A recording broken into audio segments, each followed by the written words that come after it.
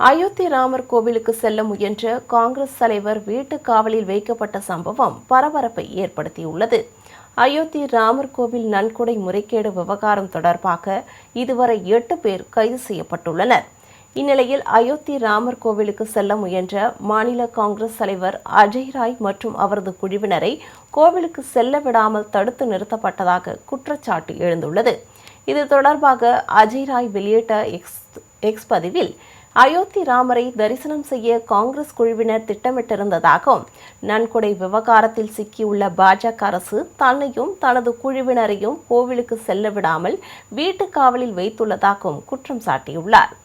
நன்கொடைகளை திருடும் பாஜக அரசுக்கு ஸ்ரீராமரின் பக்தர்கள் மீது ஏன் இவ்வளவு பயம் என கேள்வி எழுப்பியுள்ள அவர், உங்கள் தந்திரங்களால் தங்களை தடுத்து நிறுத்த முடியாது என்பதை பாஜக RSSஐ சேர்ந்தவர்கள் நினைவில் கொள்ள வேண்டும் என்று தெரிவித்துள்ளார்.